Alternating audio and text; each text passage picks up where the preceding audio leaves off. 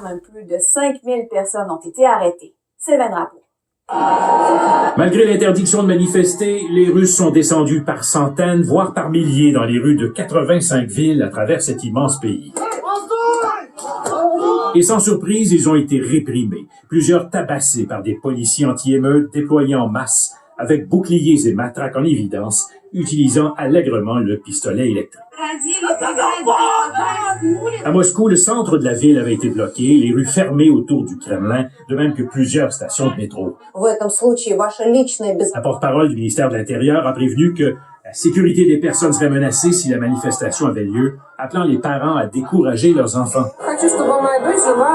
Mais au contraire, Paulina dit vouloir que sa fille vive dans un pays de liberté.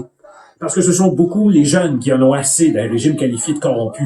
Plusieurs d'entre eux n'ont jamais connu d'autre président que Vladimir Poutine.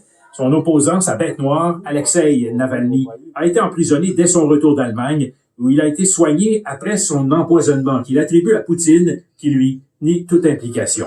Navalny a appelé ses partisans à manifester pour réclamer sa libération. Le mot d'ordre a été suivi pour un deuxième samedi de suite.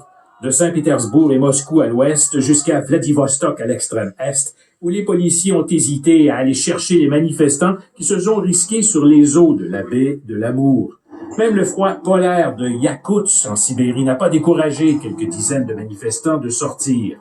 Je veux de la clarté, du changement, dit Ivan.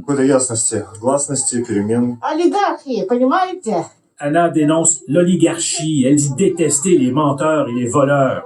La grogne des manifestants est aussi alimentée par l'opulence des dirigeants russes. Une enquête de Navalny accuse Poutine de posséder un palais de plus d'1 milliard de dollars sur les rives de la mer Noire.